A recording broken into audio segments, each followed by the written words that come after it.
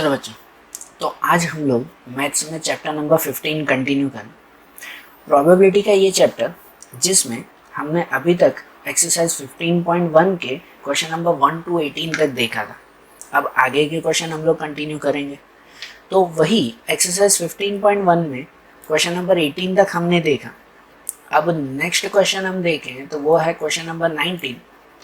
Question 19 में है a child has a die whose 6 faces shown the letters as given below। एक die, जो ludo खेलते वक्त जब आप डाई चलाते हो ना, तो उसमें जनरली 6 फेसेस होते हैं ना। उन 6 फेसेस पर जनरली 1 to 6 तक के नंबर लिखे हुए होते हैं। लेकिन यहाँ एक चाइल्ड के पास ऐसा डाई है कि जिसके ऊपर 1 to 6 नंबर नहीं, लेकिन 6 फेसेस में ये 6 अल्फ़ाबेट लिखे हुए हैं, ABCDE ऐसा। The die is thrown once, what is the probability of getting A and D। अगर उस डाई को चलाया जाए तो उसमें A की प्रोबेबिलिटी कितनी और D की प्रोबेबिलिटी कितनी, वो हमें फाइंड करना है। तो देखो, सबसे पहले total number of possible outcomes वो 6 है। Total number of possible outcomes वो 6 हुए ना, क्योंकि 6 फेसेस होते हैं ना एक डाई चलाते वक्त, उसमें 6 फेसेस होते हैं। उसमें पहला इवेंट अगर हम लोग फाइंड करें, इवेंट A, तो इवेंट ए में पूछा हुआ है प्रोबेबिलिटी ऑफ गेटिंग ए की प्रोबेबिलिटी। तो इस 6 में ए कितनी बार आता है, ए कितनी बार आ रहा है, तो 2 टाइम्स आ रहा है। तो इसका मतलब उसकी प्रोबेबिलिटी क्या होगी, पी ए इक्वल टू कितना होगा, 2/6। 2/6 ना, 6 में से 2 टाइम्स वो है, जिसको 2 से कट करो तो आंसर मिलेगा 1/3। आंसर 1/3 आ जाएगा। उसी तरह से इवेंट बी पूछा हुआ है, सेकेंड इवेंट है कि प्रोबेबिलिटी ऑफ गेटिंग डी की प्रोबेबिलिटी। तो इन 6 में डी कितनी बार आ रहा है, तो डी की प्रोबेबिलिटी 1 टाइम ही होगी, एक ही बार आ रहा है डी। तो इसका मतलब उसके आंसर में लिखेंगे, प्रोबेबिलिटी ऑफ बी में लिखेंगे 1/6। टोटल नंबर 6 और उसमें से डी कितनी बार है, तो 1 टाइम्स है, 1/6 ये आंसर। आ रहा है ध्यान?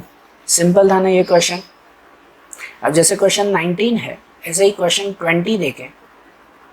क्वेश्चन नंबर 20, उसमें ऐसे दिया हुआ है कि suppose you drop a die at random on a rectangular region shown in a given figure. What is the probability that it will land inside the circle with diameter 1 metre. यहाँ पर है कि एक ड्राइंग है, जिस drawing में जो है वो एक रेक्टेंगुलर रीजन है। यहाँ पर देख रहा है ना, ये रेक्टेंगुलर जो है वो ये बना हुआ है। एक रेक्टेंगुलर रीजन मीन्स एरिया है। आप एक डाई जो चला रहे हो, वही जो लूडो खेलते वक्त आप डाई यूज़ करते हो, जो डाई चला रहे हो वो डाई इस रेक्टेंगुलर एरिया में ही गिरना चाहिए, ऐसा।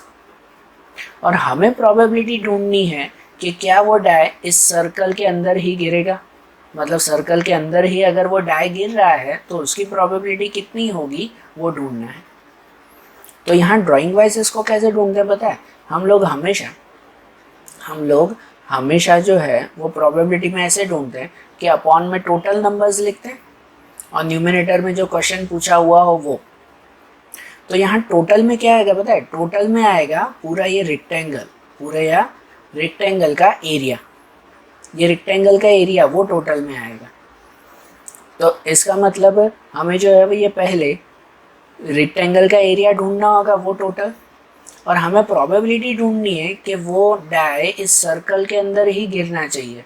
तो इसका मतलब हम लोग दूसरा ढूंढेंगे इस सर्कल का एरिया।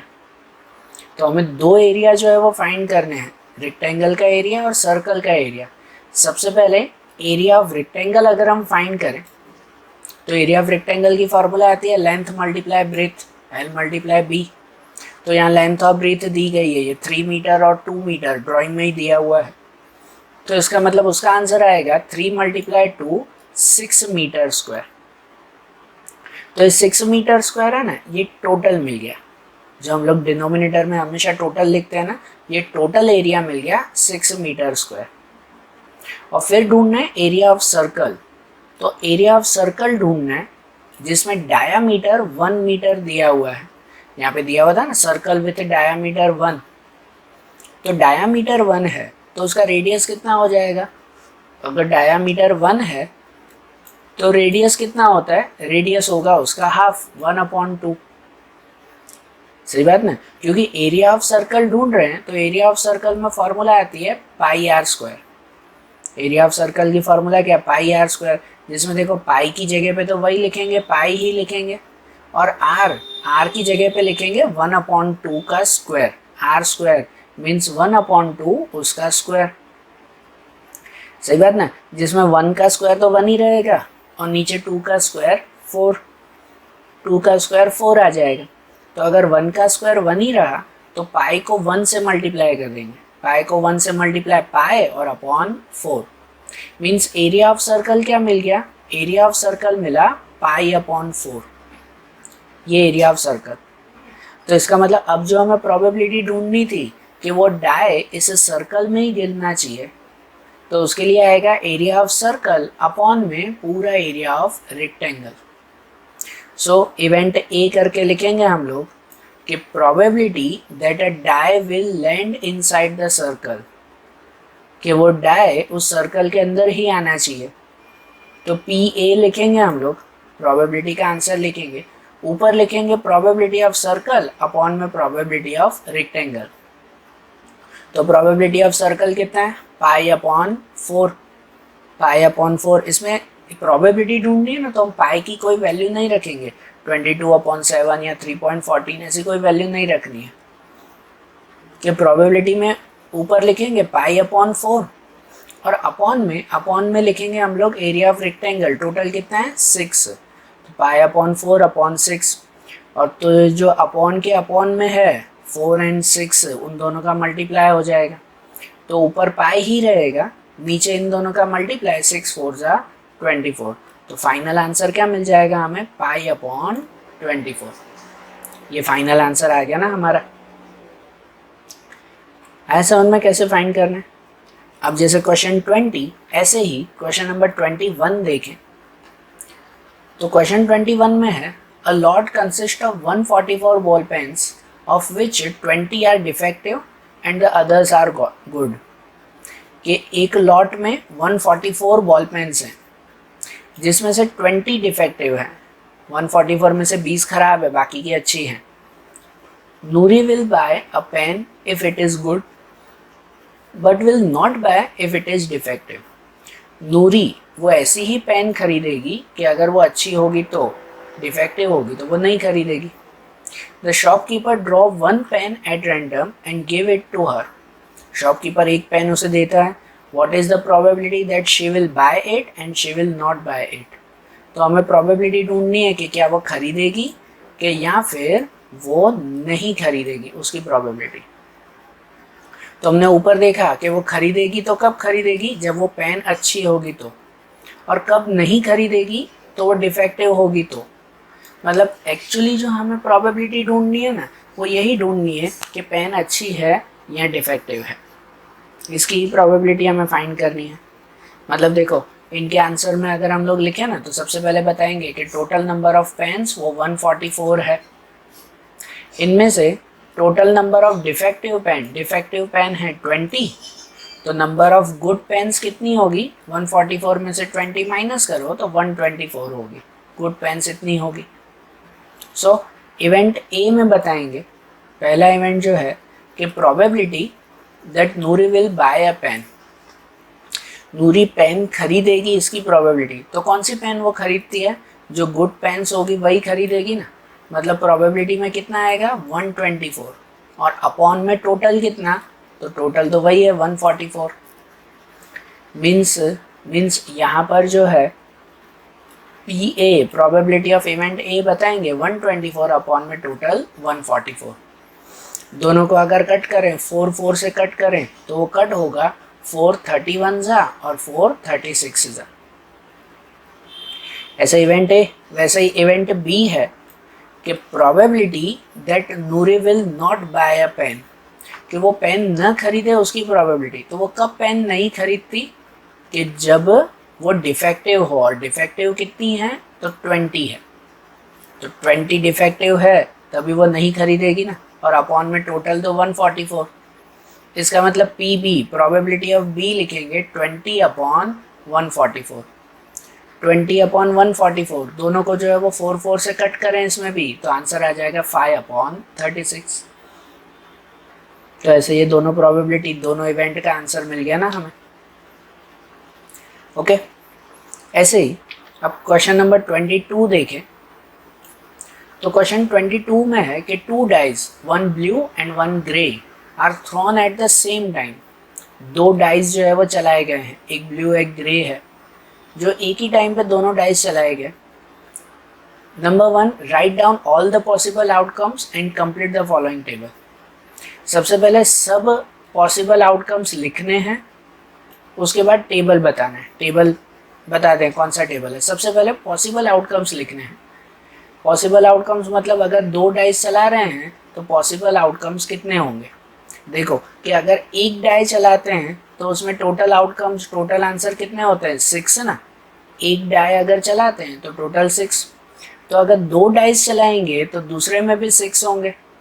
तो अगर 2 डाइस चला रहे हैं तो टोटल कितना होगा, टोटल 6 + 6 12 नहीं होगा। ये ध्यान देना, जब 2 डाइस चला रहे हैं हम लोग तो एक डाइस में 6 जो है वही आउटकम्स, तो दूसरे डाइस में भी 6। तो टोटल में दोनों का प्लस नहीं, दोनों का मल्टीप्लाई होता है। मतलब टोटल आउटकम्स हो जाएंगे 6 × 6, तो आंसर 36। टोटल आउटकम्स कितने होंगे, 36 होंगे। ओके ना। तो इसका मतलब total number of possible outcome of 2 dies वो 36 है। And write down all the possible outcome, सब पॉसिबल आउटकम्स लिखने हैं, तो ये 36 हमें लिखने हैं। मतलब देखो कि अगर हम 2 डाइस चला रहे हैं तो ऐसे पॉसिबल है ना, पहले डाइस में 1 आता हो तो दूसरे डाइस में भी 1 आता हो। पॉसिबल है ना, 2 डाइस अगर चला रहे हैं या 2 डाइस चला रहे हैं तो पहले डाइस में 1 आता हो तो दूसरे डाइस में 2 आता हो, ऐसा भी पॉसिबल है। या पहले डाइस में 1 तो दूसरे में 3, या पहले डाइस में 1 आए तो दूसरे में 4 आएगा, पहले में 1 तो दूसरे में 5, या पहले में 1 तो दूसरे में 6 आ सकता है ना। 7 तो पॉसिबल ही नहीं है। उसी तरह से पहले डाइस में 2 तो दूसरे डाइस में 1 आ सकता है, पहले डाइस में 2 तो दूसरे डाइस में 2 आ सकता है, पॉसिबल है ना ये।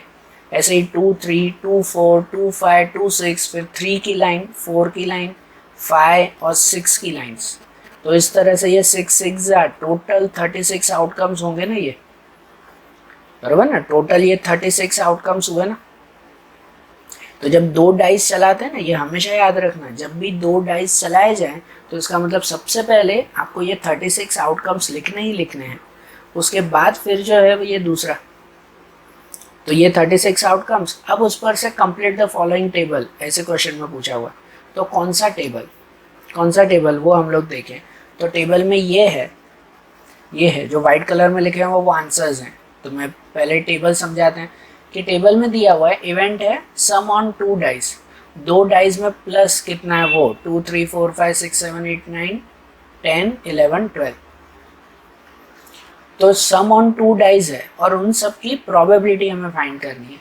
जैसे कि देखो सम ऑन 2 डाइस में 2 दिया हुआ है, इसका मतलब जो हमने 2 डाइस चलाए हैं उसमें कितनी बार उनका टोटल 2 आ रहा है वो हमें चेक करना है। फिर कितनी बार 3 आ रहा है, कितनी बार 4, कितनी बार 5 6 7 8 9 10 11 एंड 12। देखो तो मैं फिर से पहले जो है ये यहाँ पर चलूँ, यहाँ पे क्वेश्चन में आए फिर से, जो हमने 36 आउटकम्स लिखे हैं ना, यहाँ पर कितने का टोटल मतलब जैसे पहले है मैं 1 और 1, तो 1 + 1 कितना हुआ, 2 हुआ ना, 2 आया ना 1 + 1। तो कितने नंबर का टोटल 2 आ रहा है, तो इसका 2 आया और किसी का टोटल 2 आएगा। जैसे दूसरे में 1 + 2 3 होगा, तीसरे में 1 + 3 4 होगा, फिर 1 + 4 5 होगा। तो पहले का हमें बताना था कि कितने नंबर्स का टोटल 2 आ रहा है। तो बताओ कितने में, खाली एक का ही टोटल 2 आएगा, सिर्फ इसी का ही ना, 1 + 1 2 आएगा ना उसमें। तो इसीलिए देखो मैं स्लाइड्स आगे पीछे कर रहा हूँ, तो इसीलिए इसमें जो आंसर लिखेंगे ना कि कितने नंबर का टोटल 2 आया, तो सिर्फ एक ही। तो टोटल 36 में से एक का ही आंसर 2 आया, तो इसलिए इसमें लिखा जाता है 1/36, जो आपका लिखा हुआ ही था। अब दूसरा ढूंढना होता है कि कितने नंबर का टोटल 3 आया, कितने नंबर्स का टोटल 3 आ रहा है। तो फिर से इनमें देखें कि देखो ये तो 1 + 1 2 हुआ, ये 1 + 2 3, इसका टोटल 3 आया ना। और कोई ये 1 + 3 4 हो जाएगा, 1 + 4 5 हो जाएगा। यहाँ होगा 2 + 1 3, ये होगा ना 2 + 1 3, मतलब 1 + 2 3 और 2 + 1 3, ये दो नंबर हैं जिनका टोटल जो है वो 3 आएगा, और किसी का नहीं। ठीक है ना, 3 आ रहा है, ऐसे कितने नंबर होंगे, तो ये दो नंबर होंगे। तो इसीलिए 3 में जो है वो ये आंसर लिखेंगे 2/36। 36 में से दो नंबर हैं जिनका टोटल 3 आएगा। अब ऐसे क्या ढूंढेंगे, 4, कितने नंबर का टोटल 4 आ रहा है, तो फिर से वो 36 में देखेंगे, आपको ये बुक में लिखना होगा, फिर से इसमें चेक करेंगे कि देखो जैसे 1 + 3 4 आ रहा है, जैसे 2 + 2 4 आ रहा है, जैसे 3 + 1 4 आ रहा है। तो इसका मतलब और किसी का 4 नहीं आएगा, तो 4 टोटल आता हो, ऐसे कितने नंबर हुए, ऐसे 3 नंबर हुए, 1 + 3 4, 2 + 2 4 एंड 3 + 1 4। तो कितने नंबर्स हुए, ऐसे 3 नंबर हुए, 3 नंबर हुए ना। तो इसीलिए 4 में आंसर लिखेंगे 3/36, लिख सकते हैं ना 3/36। वैसे ही 5 में, तो 5 में कितने आंसर मिलेंगे, तो 5 में मिलेंगे 4/36। ठीक है ना, चेक कर सकते हो ना, जैसे कि 1 + 4 5, 1 + 4 5, फिर 2 + 3 5, फिर 3 + 2 5, फिर 4 + 1 5।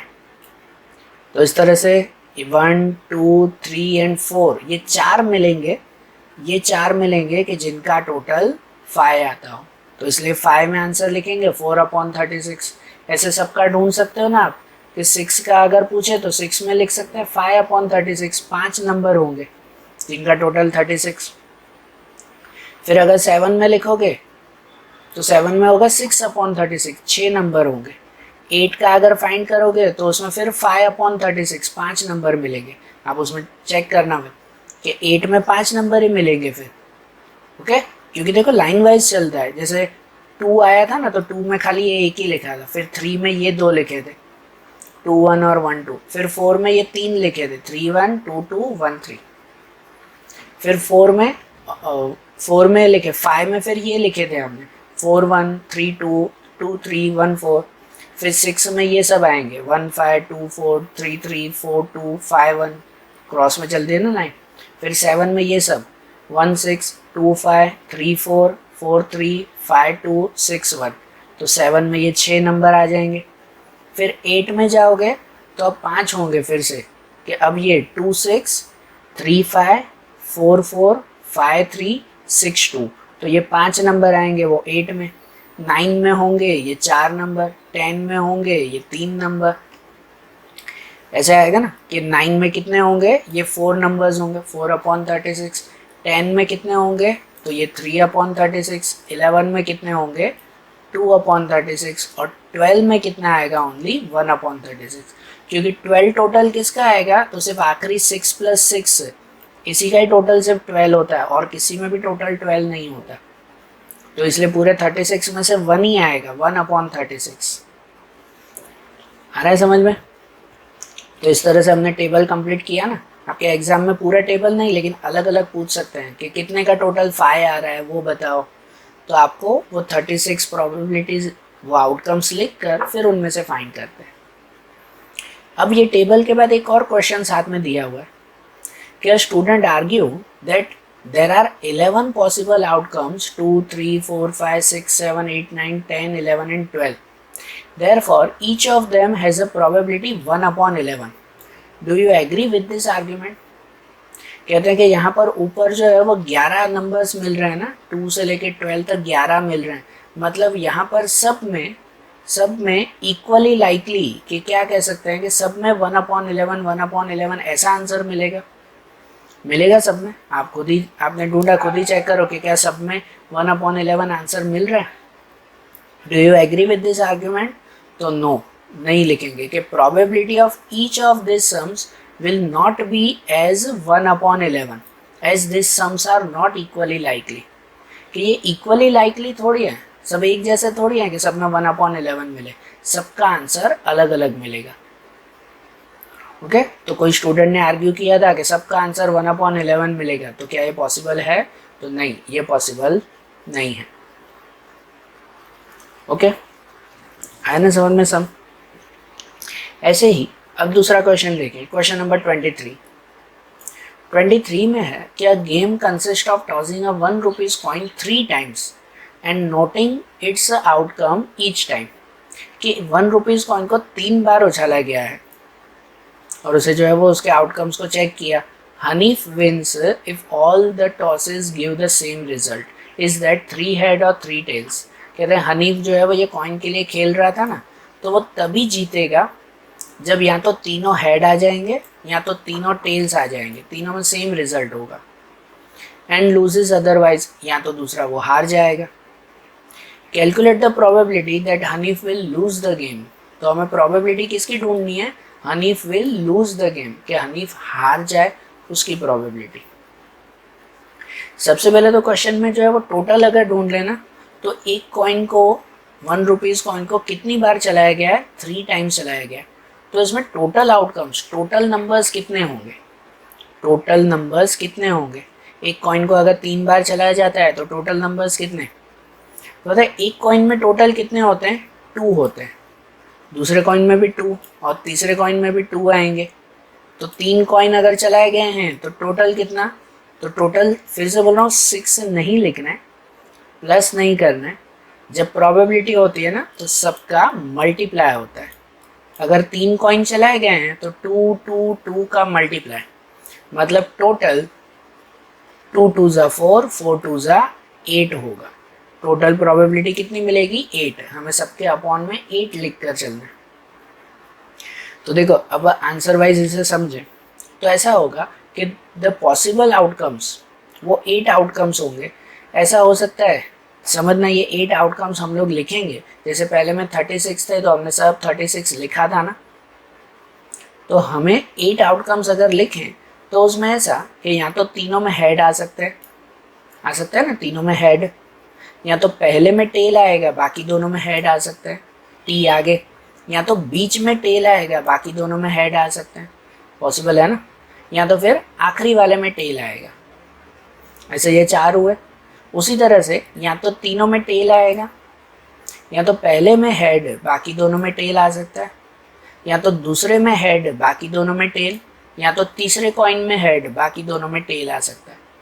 तो इस तरह से टोटल ये 8 नंबर होंगे ना, 8 आउटकम्स होंगे। मीन्स टोटल पॉसिबल आउटकम्स 8 हुए। अब जो इवेंट ढूंढना था, तो इवेंट ए अगर हम लोग कहें कि probability that Hanif will win the game, ठीक है, हमें ढूंढना था लूज द गेम, लेकिन मैंने यहाँ दोनों ही बताए हैं कि Hanif will win the game, वो गेम जीते उसकी प्रोबेबिलिटी। तो क्वेश्चन में ऐसा लिखा हुआ था हनीफ गेम तभी जीतेगा जब या तो तीनों हेड आएंगे या तो तीनों टेल आएंगे, मतलब या तो तीनों टेल या तो तीनों हेड, तो ही वो जीतेगा ना। और ऐसा इस 8 में कितनी बार पॉसिबल है? तो ऐसा इस 8 में ये 2 बार पॉसिबल है कि जिसमें दोनों हेड या दोनों टेल आएंगे। ऐसे 2 बार पॉसिबल है ना। ओके, तो इसका मतलब इसकी प्रोबेबिलिटी में हम लोग लिखेंगे 2/8, कि टोटल 8 में से 2 टाइम्स 2/8, जिसे कट करेंगे तो आंसर मिलेगा 1/4। कट करके आंसर क्या मिलेगा? 1/4। उसी तरह से इवेंट बी में बताएंगे कि probability that Hanif will lose the game, Hanif हार जाए तो, मतलब अगर ये 2 कंडीशन है, तीनों हेड या तीनों टेल आए तो वो जीत जाता है। इसके अलावा अगर कोई कंडीशन हो तो वो क्या हो जाएगा? हार हो जाएगा। इसके अलावा मतलब कितनी है? बाकी की 6 कंडीशन हो गई ना, तो इसका मतलब उसकी प्रोबेबिलिटी में लिखा जाएगा 6/8, बाकी की 6 कंडीशन 6/8। इसको भी 2 2 से कट करो तो आंसर 3/4। तो ऐसे ऐसे इसमें भी ये दोनों इवेंट के आंसर मिल जाएंगे। ओके, अब ऐसे देखें क्वेश्चन नंबर 24। तो क्वेश्चन 24 में है अ डाई इज थ्रोन ट्वाइस। इसमें भी देखो एक डाई को ट्वाइस 2 बार चलाया गया है। What is the probability that 5 will not come up either time and 5 will come up at least once? 2 answer ढूंढने कि 5 will not come up either time, ऐसे नंबर जिसमें एक में भी 5 ना आता हो, और दूसरा ऐसे नंबर ढूंढना है जिसमें एटलीस्ट वंस, कम से कम एक 5 आता हो। तो देखो सबसे पहले तो डाइस को 2 बार चलाया गया है, तो टोटल आउटकम्स कितने होंगे 36।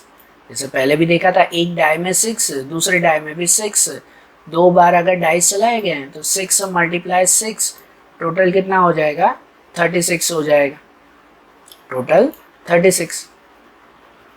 तो देखो 36 के लिए यहाँ पर जो है वो हम लोग पहले वैसे ही बनाएंगे ना, जैसे आगे वाले सब में भी हमने बनाया था 1 1 1 2 1 3 1 4 1 5 1 6, ऐसे 6 तक का पूरा। इस 36 में जो पहला क्वेश्चन पूछा हुआ है, हम लोग इवेंट में देखें, पहला इवेंट जो पूछा हुआ है कि probability that 5 will not come either time, 5 आना ही नहीं चाहिए, ऐसे कितने नंबर है, ऐसे कितने नंबर है। तो देखो हम लोग फिर से उस 36 में जाए, 5 नहीं आना चाहिए ऐसे कितने नंबर है। तो उसमें देखो ये पहली वाली लाइन है ना, उसमें इसमें 5 आता है, तो इसे नहीं लेंगे हम लोग, 5 नहीं आना चाहिए।